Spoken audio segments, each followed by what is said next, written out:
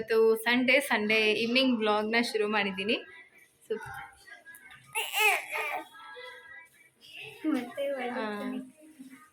ಅವ್ರ ಅಕ್ಕನ ನೋಡ್ಬಿಟ್ಟು ರಿಯಾಕ್ಟ್ ಮಾಡ್ತಾ ಇದ್ದಾನೆ. ಇನ್ನೂ ಲಕ್ಷ್ಮಿ ತೆಗೆದಿಲ್ಲ, ನಾನು ಇವಾಗ ಪೂಜೆ ಮಾಡಿ ತೆಗೆಯೋದಕ್ಕೆ ಅಂತ ರೆಡಿ ಆದ್ವಿ. ಏನಕ್ಕೆ ಅಂತ ಗೊತ್ತಿಲ್ಲ, ಪ್ರೀತಮ್ ಇವತ್ತು ಬೆಳಗ್ಗೆಯಿಂದ ಅಳೋದು ಎತ್ಕೊಂಡೇ ಇರಬೇಕು ಅಂತ. ಸೊ ಹಾಗಾಗಿ ಸ್ವಲ್ಪ ಲೇಟ್ ಆಯಿತು, ನನಗೂ ಕೂಡ ಮನಸ್ಸಿಲ್ಲ ತೆಗೆಯೋದಕ್ಕೆ, ಅದಕ್ಕೆ ವೆಯ್ಟ್ ಮಾಡ್ತಾ ಇದ್ದೆ. ದೇವ್ರನ್ನ ಕದಲಿಸ್ಬಿಟ್ಟು ತೆಗಿಬೇಕು. ಹಂಗೆ ವ್ಲಾಗ್ನ ಕೂಡ ಕಂಟಿನ್ಯೂ ಮಾಡ್ತಾ ಇದ್ದೀನಿ. ನಾನು ವ್ಲಾಗ್ ರೆಡಿ ಇತ್ತು, ಎಡಿಟ್ ಮಾಡಿದ್ದೀನಿ. ಒಂದು ಸ್ವಲ್ಪ ಎಡಿಟಿಂಗಲ್ಲಿ ವಾಯ್ಸ್ ಓವರ್ ಕೊಟ್ಟು ಅಪ್ಲೋಡ್ ಮಾಡಿ ಮತ್ತೆ ಇದು ಮಾಡಬೇಕಿತ್ತು. ಪ್ರೀತಮ್ ಇವತ್ತು ಬೆಳಗ್ಗೆಯಿಂದ ನನಗೆ ವಿಡಿಯೋ ಅಪ್ಲೋಡ್ ಮಾಡೋಕ್ಕೆ ಬಿಟ್ಟಿಲ್ಲ. ಸೊ ಹಂಗಾಗಿ ಓಕೆ, ಇವತ್ತು ಸಂಡೇ ಬೇರೆ ಇತ್ತಲ್ಲ, ಮಂಡೆಯಿಂದ ಹಾಕ್ಕೊಳ್ಳೋಣ ಅಂತೇಳ್ಬಿಟ್ಟು ಸುಮ್ಮನಾದೆ. ತುಂಬ ಜನ ಹಬ್ಬದ ವ್ಲಾಗ್ನ ಕೇಳ್ತಾಯಿದ್ರಿ.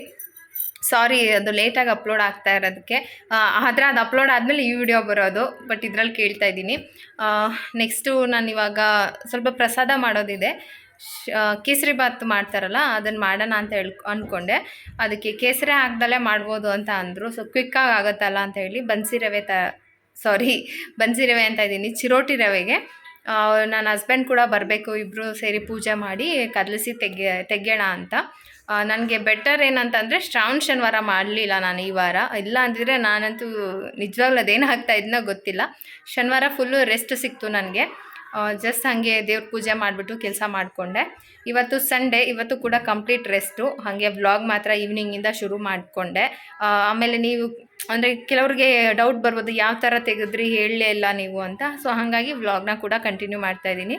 ಈಗೊಂದು ಪ್ರಸಾದ ಮಾಡಿಬಿಟ್ಟು ದೇವ್ರ ಮುಂದೆ ಇಟ್ಟು ದೀಪ ಹಚ್ಚಿ ಆಮೇಲೆ ನಾನು ದೇವರನ್ನು ಕದಲಿಸಿ ತೆಗಿತೀನಿ. ಆರತಿಗೆಲ್ಲ ರೆಡಿ ಮಾಡ್ಕೋತೀನಿ. ಸೊ ಬನ್ನಿ ಇವತ್ತಿನ ವ್ಲಾಗ್ನ ನೋಡೋಣ ಹೇಗೆ ಹೋಗುತ್ತೆ ಅಂತ. ಸೊ ಈಗಲೇ ಸ್ವಲ್ಪ ಹೊತ್ತು ನಮ್ಮ ಪ್ರೀತಮ್ ಸೈಲೆಂಟಾಗಿ ಕೂತ್ಕೊಂಡಿರೋದು. ಚೇರ್ ಮೇಲೆ ಅರ್ಧ ಗಂಟೆ ಕೂತ್ಕೊತಾ ಇಲ್ಲ, ಸ್ಟ್ರೋಲರ್ ಮೇಲೆ ಕೂತ್ಕೋತಾ ಇಲ್ಲ, ಕೆಳಗಡೆ ಮಲಗಿಸಿದ್ರೆ ದಬಾಕೊಂಬಿಟ್ಟು ಅಳೋದು. ಬೆಳಗ್ಗೆಯಿಂದ ಇವತ್ತು ಸಾಕು ಮಾಡಿಬಿಟ್ಟಿದೆ ನಮ್ಮ ಪ್ರೀತಮ್. ಇಷ್ಟು ದಿನಕ್ಕೆ ಇವತ್ತೇ ಇಷ್ಟು ಮಾಡಿರೋದು. ಸಾಯಂಕಾಲಕ್ಕೆ ಹಂಗೆ ಸ್ವಲ್ಪ ದೃಷ್ಟಿನೂ ತೆಗೆದುಬಿಡ್ತೀನಿ. ಇವತ್ತು 3ನೇ ದಿನ.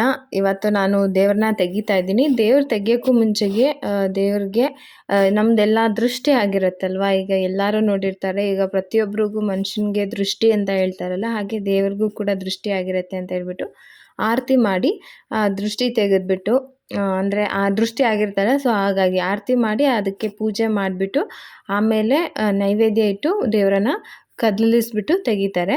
ಸೊ ಇದು ಅವಾಗಿಂದ ಬಂದಿದೆ, ಎಲ್ಲರೂ ಮಾಡ್ತಾರೆ. ಸೀದಾ ಇಟ್ಟು ಸೀದಾ ತೆಗಿಯೋದಕ್ಕೆ, ಸ್ಥಾಪನೆ ಮಾಡೋದಕ್ಕೂ ಒಂದು ವಿಧಾನ ಇರುತ್ತೆ, ಅದನ್ನು ತೆಗಿಯೋದಕ್ಕೂ ಒಂದು ವಿಧಾನ ಇರುತ್ತೆ.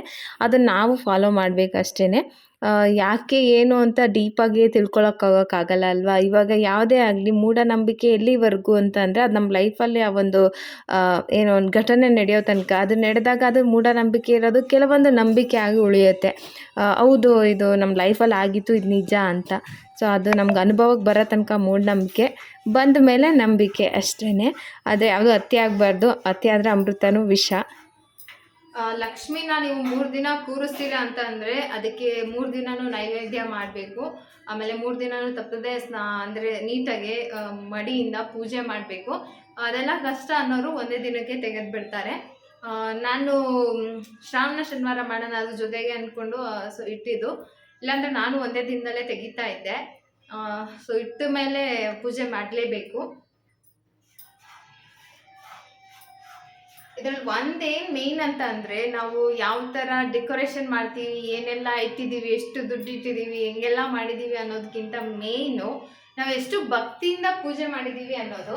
ಸೊ ನಾವು ಏನು ಕೇಳ್ಕೊತಾ ಇದ್ದೀವಿ, ನಮ್ಮಲ್ಲಿ ಎಷ್ಟು ಕಲ್ಮಶ ಮನಸ್ಸಿಂದ ಕೇಳ್ತಾ ಇದ್ದೀವಿ, ಅದು ಮೇಯ್ನ್ ಆಗುತ್ತೆ.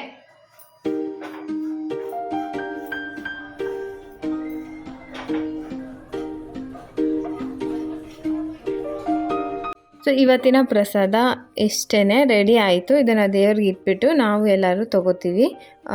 ಹಾಗೆ ಕೇಳ್ತಾ ಇದ್ರಿ, ದೇವ್ರಿಗೆ ಚಿನ್ನನೇ ಇಟ್ಟು ಪೂಜೆ ಮಾಡಬೇಕು ಅಂತ ನೀವೆಲ್ಲ ಹೋಮಗೋಲ್ಡ್ ಇಟ್ಟಿದ್ದೀರಾ ಅಂತ ಹೇಳ್ಬಿಟ್ಟು. ಹಂಗಂತ ದೇವ್ರೇನು ಕೇಳಿಲ್ಲ, ಹೋಮಗೋಲ್ಡು ಇಡಬೇಕು ಅಂತ ಕೇಳಿಲ್ಲ. ಒಂದು ಅರ್ಶಿನ ಕೊಂಬಲ್ಲಿ ತಾಳಿ ಹಾಕಿದ್ರೂ ಓಕೆ. ಮನೇಲಿರೋ ಚಿನ್ನ, ಒಡವೆ, ಕಾಸು ಎಲ್ಲ ಯಾಕೆ ಇಡ್ತಾರೆ ಅಂತ ಅಂದರೆ ಅದು ಅಭಿವೃದ್ಧಿ ಆಗಲಿ ಮನೆಯಲ್ಲಿ ಅಂತ ಇರ್ಬೋದು ಅಂತ ನಾನು ಅಂದ್ಕೊಂಡಿದ್ದೀನಿ. ಲಕ್ಷ್ಮಿ ಅಂದ್ರೇ ಅದಲ್ವಾ. ಸೊ ಲಕ್ಷ್ಮಿ ಅಂದ್ರೇ ಚಿನ್ನ, ಆಸ್ತಿ, ಒಡವೆ, ಇದನ್ನೆಲ್ಲ ಲಕ್ಷ್ಮಿಗೆ ಹೋಲಿಕೆ ಮಾಡೋದು. ಸೊ ಹಾಗಾಗಿ ಅಲ್ಲಿ ನಮ್ಮ ಮನೇಲಿ ಏನೇನು ಇರುತ್ತೋ ಅದನ್ನೆಲ್ಲ ಇಟ್ಟರೆ ಅದು ವೃದ್ಧಿ ಆಗುತ್ತೆ, ಜಾಸ್ತಿ ಆಗುತ್ತೆ. ಈಗ ಕಳಶಕ್ಕೆ ಅಕ್ಕಿ, ಗೋಡಂಬಿ, ದ್ರಾಕ್ಷಿ ಆ ಕಳಶಕ್ಕೆ ಹಾಕಿದಾಗ ನಮ್ಮ ಮನೇಲೂ ಹಾಗೆ ಅದು ಹೆಚ್ಚುತ್ತಂತೆ. ನಮ್ಮ ಮನೇಲಿ ಅಕ್ಕಿ ಇರ್ಬೋದು, ಅಂದರೆ ದವಸ ಧಾನ್ಯಗಳು ಅವಾಗ ಸಮೃದ್ಧಿ ಆಗುತ್ತೆ ಅಂತ ಹೇಳ್ಬಿಟ್ಟು ಕಳಶಕ್ಕೆ ಹಾಕೋದು ಅಷ್ಟೇ. ಬೇರೆ ಉದ್ದೇಶ ಇದೆಯೋ ಇಲ್ವೋ ನಂಗೆ ಗೊತ್ತಿಲ್ಲ. ಕಮೆಂಟ್ಸಲ್ಲಿ ನಿನ್ನೆ ವ್ಲಾಗಿಗೆ ಹಾಕಿರೋದಕ್ಕೆ ಇದು ನನ್ನ ಉತ್ತರ ಅಷ್ಟೇ.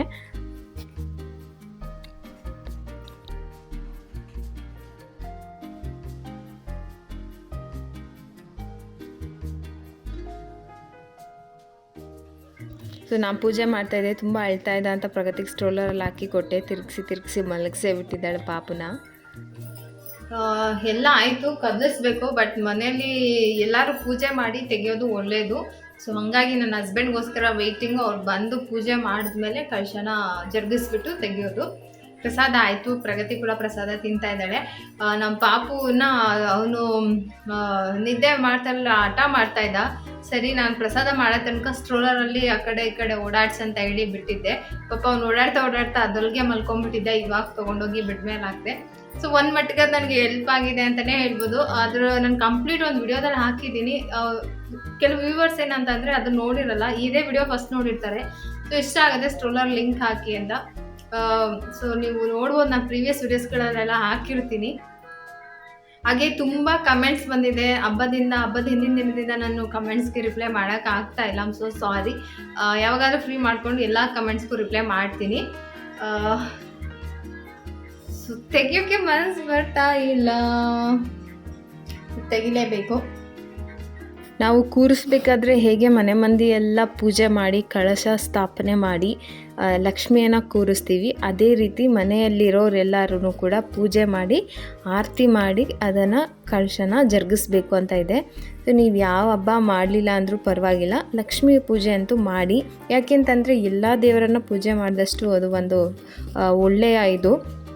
ಹೀಗೆ ನನಗೆ ಯಾರೋ ಹೇಳಿದ್ದು, ಇದು ಒಂದು ಒಳ್ಳೆ ಪೂಜೆ ಇದು, ಮತ್ತು ಮನೆ ದೇವ್ರ ಪೂಜೆ ಮಾಡಿದ್ರೆ ಮನೆಗೆ ಒಳ್ಳೆಯದಾಗತ್ತೆ ಅಂತ. ಅಷ್ಟೇ. ನನಗೆ ತುಂಬ ಜನ ಹಿಂಗೆ ಮಾಡ್ಬೋದಾ ಹಂಗೆ ಮಾಡ್ಬೋದಾ ಅಂತ ಏನೋ ಕೇಳ್ತಾ ಇದ್ರೆ, ನಿಜವಾಗ್ಲೂ ನಂಗೆ ಅದೇನೋ ಗೊತ್ತಿಲ್ಲ. ನಾನು ಸಾಧಾರಣವಾಗಿ ಪೂಜೆ ಮಾಡ್ತೀನಿ ಅಷ್ಟೇ. ಈ ಥರ ಕದಲಿಸ್ತಾರೆ, ಬಲಗಡೆಗೆ ಒಂದು 3 ಸರಿ ತಿರುಗಿಸ್ಬಿಟ್ಟು ಎಡಗಡೆಗೆ ಒಂದು ಸರಿ ಏನೋ ಹೇಳಿದ್ರು. ಸೊ ನಾನು ಗೊತ್ತಾದಷ್ಟು ಮಾಡಿದ್ದೀನಿ. ಕೊನೆಯಲ್ಲಿ ಇಷ್ಟೇ ನಾನು ಕೇಳೋದು, ನನ್ನಿಂದ ಏನಾದರೂ ತಪ್ಪಾಗಿದ್ದರೆ ಕ್ಷಮಿಸ್ಬಿಡು. ಗೊತ್ತಿದ್ದು ಅಂತೂ ಮಾಡಿರಲ್ಲ, ಗೊತ್ತಿಲ್ಲದೆ ತಪ್ಪಾಗಿದ್ದರೆ ಕ್ಷಮೆ ಇರಲಿ ಅಂತ. ಸೊ ಅವತ್ತಿಗೆ ಏನೇನು ಬೆಳೆಸಿರ್ತೀನಿ ದೇವ್ರ ಪೂಜೆಗೆ ಅಂತ ಅದನ್ನೆಲ್ಲ ಒಂದು ಬಾಕ್ಸಲ್ಲಿ ಹಾಕಿ ಹಾಗೆ ಒಂದು ಬ್ಯಾಗಲ್ಲಿ ಎತ್ತಿಟ್ಕೊಂಡ್ಬಿಡ್ತೀನಿ, ನೆಕ್ಸ್ಟ್ ಇಯರ್ಗೆ ಯೂಸ್ ಆಗುತ್ತೆ ಅಂತ. ಆಮೇಲೆ ತುಂಬ ಜನ ಹೇಳಿದ್ರು ಕಳಶಕ್ಕೆ ಟೇಪ್ ಹಾಕಬೇಕಿತ್ತು ಅಂತ. ನನಗೆ ಆ್ಯಕ್ಚುಲಿ ಆ ಟೈಮಲ್ಲಿ ಸ್ಲಿಪ್ರಿ ಆಗ್ತಾಯಿತ್ತಲ್ಲ, ನಂಗೆ ಗೊತ್ತಾಗಲಿಲ್ಲ. ಹೌದು, ಮೈದಾಗಿಂತ ಅದು ಹಾಕಿದ್ರೆ ಬೆಟರು, ಯಾಕೆಂದರೆ ಸೀರೆಗೆಲ್ಲ ಸ್ವಲ್ಪ ಇದಾಗಿತ್ತು. ನನಗದು ಗಮ್ ಥರ ಇರುತ್ತಲ್ಲ ಅಂತ ಫಸ್ಟಾಗೆ ಫ್ಲ್ಯಾಶ್ ಆಗಿದ್ದು ಮೈದಾ. ಸೊ ಹಂಗಾಗಿ ಅದನ್ನೇ ಹಾಕ್ಬಿಟ್ಟೆ. ಅದಾದಮೇಲೆ ಕಳಶದ ನೀರನ್ನು ಮನೇಲಿರೋರಿಗೆಲ್ಲ ಪ್ರೋಕ್ಷಣೆ ಮಾಡಿ ಅಂತಂದರೆ ಏನಂತ ಹೇಳ್ತಾರೆ, ಈ ಥರ ಮಾಡಿಬಿಟ್ಟು ಇಡೀ ಮನೆಗೆ ಆ ಕಳಶದ ನೀರನ್ನು ಹಾಕಬೇಕು, ಮನೇಲಿರೋರಿಗೆ ಎಲ್ಲರಿಗೂ ಕೂಡ ತುಂಬ ಒಳ್ಳೆಯದು. ಈಗ ನಾವು ಯಾವುದೋ ಒಂದು ಹೋಮ ಮಾಡಿಸ್ತೀವಿ ಅಂತ ಅಂದ್ಕೊಳ್ಳಿ, ಅದರಲ್ಲೂ ಕಳಶಕ್ಕೆ ನೀರು ಹಾಕಿಟ್ಟಿರೋ ನೀರನ್ನು ಬಿಸಾಕೋದಕ್ಕೆ ಕೊಡೋದಿಲ್ಲ, ಮನೇಲಿ ಇಟ್ಕೊತಾರೆ. ಇನ್ನೊಂದು ಸ್ವಲ್ಪ ನೀರಲ್ಲಿ ಹಾಕಿ ಸ್ನಾನ ಮಾಡೋಕ್ಕಾದರೂ ಹೇಳ್ತಾರೆ ಈ ಥರ. ಹಾಗಾಗಿ ಕಳಶದ ನೀರು ಅವತ್ತಿಂದ ಗಂಗಾ ಪೂಜೆ ಮಾಡಿ ಒಂದು ಒಳ್ಳೆಯ ರೀತಿಯಲ್ಲಿ ಪೂಜೆ ಮಾಡಿರೋ ನೀರು ತುಂಬ ಒಳ್ಳೆಯದು. ಅದನ್ನು ನಾನೆಲ್ಲೂ ಚೆಲ್ಲೋದು ಬೇಡ, ಗಿಡಗಳಿಗೆ ಹಾಕಿ ಅಂತ ಹೇಳ್ತಾರೆ ಮಿಕ್ಕಿರೋದನ್ನು. ಸೊ ಹಾಗಾಗಿ ಮಿಕ್ಕಿರೋದನ್ನು ನಾನು ಪಾಟುಗೆ ಹಾಕ್ತಾಯಿದ್ದೀನಿ. ಇನ್ನು ಮಿಕ್ಕಿದನ್ನೆಲ್ಲ ಮನೆಗೆಲ್ಲ ಹಾಕಿದೆ, ಪಾಪುಗೆ. ಸೊ ನಾವೆಲ್ಲರೂ ಹಾಕ್ಕೊಂಡ್ವಿ. ಇದಿಷ್ಟು ನಾನು ದೇವ್ರನ್ನ ಕದಲಿಸಿ ತೆಗಿಯೋ ಅಂಥ ವಿಧಾನ. ಯಾರಾದರೂ ಹೊಸಬ್ರು ಇದ್ದರೆ ಬೇಸಿಕ್ಕಾಗಿ ಇಷ್ಟ ಆದರೂ ಗೊತ್ತಿರುತ್ತೆ, ಅವ್ರಿಗೆ ಹೆಲ್ಪ್ ಆಗ್ಬೋದು ಅಂತ ಹೇಳ್ಬಿಟ್ಟು ಈ ವಿಡಿಯೋನ ಕೂಡ ಮಾಡಿಕೊಂಡೆ. ಪೂಜೆ ಮಾಡಬೇಕಾದ್ರೆ ಎಷ್ಟು ಖುಷಿಯಿಂದ ಎಲ್ಲನೂ ಕೂರಿಸಿರ್ತೀವಿ, ಎಲ್ಲನೂ ಎಷ್ಟು ಅಚ್ಚುಕಟ್ಟಾಗಿ ಜೋಡಿಸಿ ನೀಟಾಗಿ ಪೂಜೆ ಎಲ್ಲ ಮಾಡ್ತೀವಿ. ತೆಗಿಬೇಕಾದ್ರೆ ಇಷ್ಟು ಬೇಜಾರಾಗುತ್ತೆ. ನಂಗೆ ಲಕ್ಷ್ಮಿ ತೆಗಿಯೋ ಮನಸ್ಸೇ ಆಗ್ತಾಯಿರಲಿಲ್ಲ, ಆದರೂ ತೆಗಿಲೇಬೇಕಲ್ವ. ಹಾಗಾಗಿ ಎಲ್ಲ ತೆಗೆದುಬಿಟ್ಟು ನೀಟಾಗಿ ಅದನ್ನೆಲ್ಲ ಎತ್ತಿಟ್ಕೊಂಡೆ. ಇದು ಇವಾಗ ಇನ್ನೊಂದು ಥರ ಕೆಲಸ, ಹಬ್ಬದ ಪ್ರಿಪ್ರೇಷನ್ ಒಂದಾದರೆ ಹಬ್ಬ ಆದಮೇಲೆ ಇದು ಒಂಥರ ಕೆಲಸನೇ. ಸೊ ಸೊ ಅದಾದಮೇಲೆ ಲೈಟ್ ಇರ್ಬೋದು, ದೇವರಿಗೆ ಸಂಬಂಧಪಟ್ಟಿದ್ದೆಲ್ಲ ಒಂದು ಬ್ಯಾಗಲ್ಲಿ ಹಾಕ್ಬಿಡ್ತೀನಿ. ಯಾಕೆಂದರೆ ಅಲ್ಲಿ ಇಲ್ಲಿ ಹಾಕಿದಾಗ ಮತ್ತೆ ಮಿಸ್ ಆಗುತ್ತೆ, ನೆಕ್ಸ್ಟ್ ಇಯರ್ಗೆ ಮತ್ತೆ ಹುಡುಕ್ಬೇಕಾಗತ್ತೆ. ಸೊ ಅದಕ್ಕೆ ನಾನೊಂದು ದಾರನೂ ಕೂಡ ಅಷ್ಟೇ, ಅದಕ್ಕೆ ಏನು ಕಟ್ಟಿದ್ದೆ ಅದು 3 ವರ್ಷದಿಂದ ಅದೇ ದಾರನೇ ಕಟ್ಟಿರೋದು. ಸೊ ಅದನ್ನೇ ಎತ್ತಿಟ್ಕೊಂಡ್ಬಿಡ್ತೀನಿ. ಆ ಒಂದು ಬ್ಯಾಗಲ್ಲಿ ಅಕ್ಷತೆ ಏನು ದೇವ್ರಿಗೆ ಮಡ್ಲಕ್ಕಿ ತುಂಬಿದೆ ಅದನ್ನು ಎತ್ತಿಟ್ಕೋತೀನಿ. ಆಮೇಲೆ ಡ್ರಾಮಾ ಜೂನಿಯರ್ಸಲ್ಲಿ ಈ ಥರ ಒಂದು ಏನು ಕಥೆಗಳನ್ನು ಹೇಳ್ತಾರೆ, ನಂಗೆ ನಿಜವಾಗ್ಲೂ ತುಂಬ ಇಷ್ಟ. ಪ್ರಗತಿನೂ ಕೂಡ ಅಷ್ಟೇ, ತುಂಬ ಇಂಟ್ರೆಸ್ಟಾಗಿ ನೋಡ್ತಾರೆ. ಬೆಸ್ಟಲ್ಲಿ ಬೆಸ್ಟ್ ಪಾರ್ಟ್ ಇದು ಒಂದು. ಎಷ್ಟು ಚೆನ್ನಾಗಿ ಆ್ಯಕ್ಟ್ ಮಾಡ್ತಾರೆ. ಗೊತ್ತಿಲ್ಲದಲ್ಲಿರೋ ಒಂದು ಸಣ್ಣ ಪಾರ್ಟನ್ನು ತಿಳಿಸ್ತಾರಲ್ಲ, ನಂಗೆ ತುಂಬ ಇಷ್ಟ ಆಯಿತು. ಹಾಗೆ ನಿಮಗೆ ಕ್ವಿಕ್ಕಾಗಿ ಒಂದು ರೆಸಿಪಿ ತೋರಿಸ್ತಾ ಇದ್ದೀನಿ. ಮನೇಲಿ ತರಕಾರಿ ಇಲ್ಲ, ಟೈಮ್ ಇಲ್ಲ, ಏನಾದರೂ ಒಂದು ಮಾಡಬೇಕು ಅಂತ ಅಂದಾಗ ಇದನ್ನು ಮಾಡ್ಕೊಳ್ಳಿ, ಟೇಸ್ಟ್ ಸೂಪರಾಗಿರುತ್ತೆ. ಈ ಕಡೆ ದಾಲು ಅಲ್ಲ, ರಸಮ್ಮು ಅಲ್ಲ, ಮಧ್ಯದಲ್ಲಿ ಸಖತ್ತಾಗಿತ್ತು. 3 ಟೊಮೊಟೊ ಹಣ್ಣು ಹಾಕ್ಕೊಂಡಿದ್ದೀನಿ. ಅದಕ್ಕೆ ಸ್ವಲ್ಪ ಹೆಸರು ಕಾಳನ್ನ ಹಾಕ್ಬಿಟ್ಟು ಒಂದು 3-4 ವಿಷಿಲು ಕೂಗಿಸ್ಕೋಬೇಕು. ಹೆಸರು ಕಾಳು ನಾನು ಹಂಗೂ ಒಂದು 10-15 ನಿಮಿಷ ನೆನೆ ಹಾಕಿದ್ದೆ. 3-4 ವಿಷಿಲ್ ಆದ್ರೇ ಅದು ಚೆನ್ನಾಗಿ ಏನು ಮೆತ್ತಗಾಗೋ ಥರ ಬಿಸಿ ಆಗೋದು, ಅಂದರೆ ಬೇಯೋದು ಹೆಸರು ಕಾಳು. ಅದಕ್ಕೆ ನಿಮಗೆ ಸಾಂಬಾರ್ಗೆ ಹೆಂಗೆ ಬೇಕೋ ಹಂಗೆ, ಇಲ್ಲಾಂದರೆ ಹೆಸರು ಕಾಳು ಬೆಂದಮೇಲೆ ನೀರು ಜಾಸ್ತಿ ಇದಾಗುತ್ತೆ. ಒಂದು 3-4 ಗ್ಲಾಸಷ್ಟು ನೀರನ್ನು ಹಾಕ್ಬಿಟ್ಟು ಒಂದು 3-4 ವಿಷಿಲ್ ಬೇಕೇ ಬೇಕು. ಈಗ ರುಬ್ಬೋದಕ್ಕೆ ನಾನು ಬೆಳ್ಳುಳ್ಳಿ, ಜೀರಿಗೆ, ಮೆಣಸು ಇಷ್ಟನ್ನು ತೊಗೊಂಡು ಸುಮ್ಮನೆ ತರಿಯಾಗಿ ರುಬ್ಬಿಟ್ಕೋತೀನಿ. ಇಲ್ಲಿ ನೋಡಿ ಬೆಂದಿದೆ ಚೆನ್ನಾಗಿ ಟೊಮೊಟೊ ಮತ್ತು ಹೆಸರು ಕಾಳು. ಇದನ್ನು ಈ ಸ್ಮ್ಯಾಶ್ ಮಾಡೋದಿರುತ್ತೆ ನೋಡಿ, ಅದರೊಳಗೆ ಮಸಿಯೋದಕ್ಕೆ ಸೌಟಲ್ಲೂ ಮಸ್ಕೋಬೋದು, ರುಬ್ಬೋದು ಬೇಡ. ಮಿಕ್ಸಿಲಿ ಹಾಕಿ ರುಬ್ಬಿಟ್ರೆ ಅದು ಸಾಂಬಾರು ಟೇಸ್ಟ್ ಇರೋಲ್ಲ. ಈ ಥರ ಮಸಿಬೇಕು, ಚೆನ್ನಾಗಿ ಮಸ್ಕೊಂಡು ಟೊಮೊಟೊ ಮತ್ತು ಹೆಸರು ಕಾಳು ಚೆನ್ನಾಗಿ ಸ್ಮ್ಯಾಶ್ ಆಗಬೇಕು. ಅದಾದಮೇಲೆ ರುಬ್ಬಿಟ್ಟಿದ್ದೀನಲ್ಲ ಒಂದು ಬೆಳ್ಳುಳ್ಳಿ, ಜೀರಿಗೆ, ಮೆಣಸು ಅದನ್ನು ಇದರಲ್ಲಿ ಹಾಕಿ ಚೆನ್ನಾಗಿ ಮಿಕ್ಸ್ ಮಾಡ್ಕೊಳ್ಳಿ.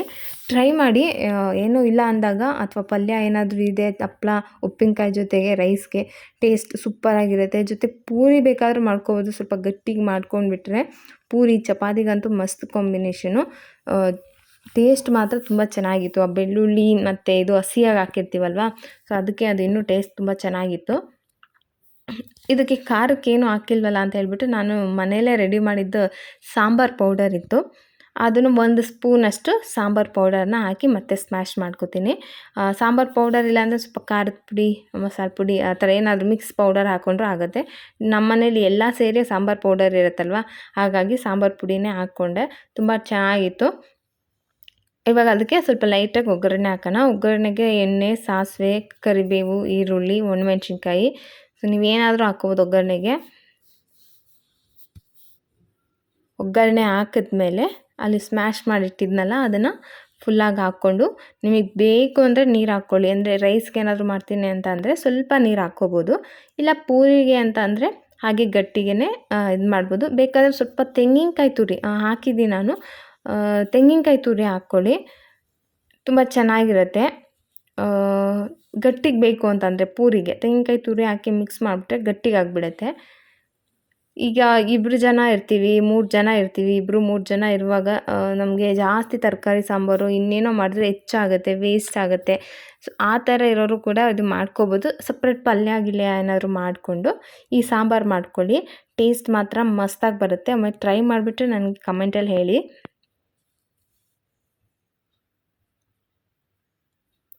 ಫಸ್ಟ್ ಟೈಮ್ ಮಾಡಿದ್ದು, ಹಾಗೆ ನನ್ನ ಹಸ್ಬೆಂಡ್ ಕೂಡ ತುಂಬ ಇಷ್ಟಪಟ್ಟರು. ತುಂಬ ಡಿಫ್ರೆಂಟಾಗಿದೆ, ಚೆನ್ನಾಗಿದೆ ಅಂತ ಹೇಳ್ಬಿಟ್ಟು. ಸೊ ಈ ಕನ್ಸಿಸ್ಟೆನ್ಸಿಲಿ ಪೂರಿಗೆ ಸಾಕಾಗುತ್ತೆ.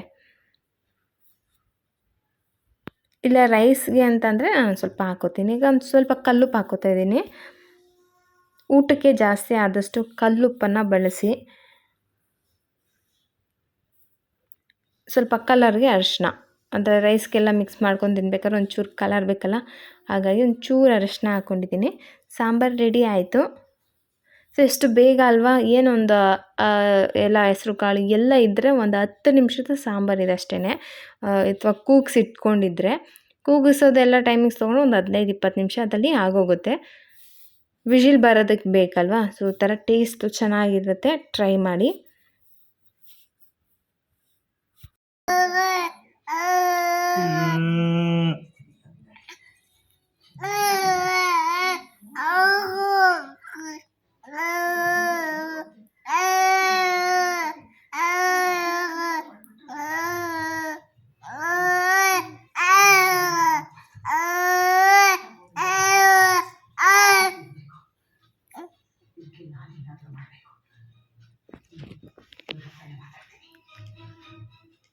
ಆಯ್ತಾ ಮುಗಿತಾ ಅಷ್ಟೇನಾ ಹಾಂ ಮುಗಿದಾಯ್ತಾ ಇಷ್ಟು ಬೇಗ ಯಾವುದು ಸ್ವಲ್ಪ ಶುರು ಮಾಡ್ಕೊ ಹೇಳು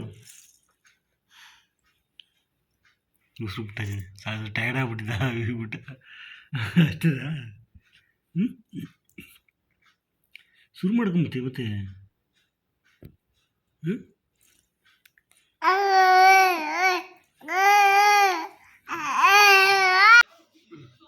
ಸೊ ಅದು 6 ತಿಂಗಳು ಮಗು, ಇದು 3 ತಿಂಗಳು ಮಗು. ಇವಾಗ ನಮ್ಮ ಪ್ರೀತು ಡ್ಯಾಡಿ ಜೊತೆ ಮಾತಾಡ್ತಾ ಇದ್ದಿದ್ದು.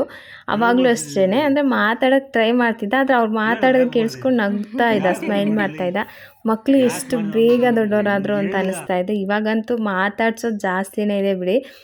ಬೆಳೀತಾ ಬೆಳೀತಾ ಅವ್ರದ್ದು ಡೆವಲಪ್ಮೆಂಟ್ ಆಗ್ತಾ ಇರುತ್ತಲ್ವ. ಸೊ ಹಾಗಾಗಿ ತುಂಬ ಮಿಸ್ ಮಾಡ್ಕೋತೀನಿ. ಈಗಾಗಲೇ 1 ಮಂತದ ಮಗುಗೂ 6 ಮಂತ್ ಮಗುಗೂ ತುಂಬ ಅಂದರೆ ತುಂಬ ಡಿಫ್ರೆಂಟ್ ಇದೆ. ಹಾಗೆ ತುಂಬ ಏನೋ ಒಂಥರ ಬೇಗ ಬೇಗ ದೊಡ್ಡವರಾಗ್ತಾ ಇದ್ದಾರೆ. ಅವನ್ನ ನೋಡಿನೇ ಇಷ್ಟು ಬೇಗ ದೊಡ್ಡವನಾಗ್ಬಿಟ್ನಾ ಅನಿಸುತ್ತೆ. ಯಾಕೆಂದರೆ ವಿಡಿಯೋ ಕ್ಲಿಪ್ಸ್ ಇರುತ್ತಲ್ಲ ನಮ್ಮ ಹತ್ರ. ಸೊ ಹಾಗೆ ನಾನು ಕ್ವಿಕ್ಕಾಗಿ ಇದು ಬದನೆಕಾಯಿ ಎಣ್ಗಾಯಿ ನಮ್ಮ ಕಡೆ ಮಾಡೋದು, ಅಮ್ಮ ಮಾಡೋದನ್ನ ರೆಸಿಪಿ ತೋರಿಸ್ತೀನಿ.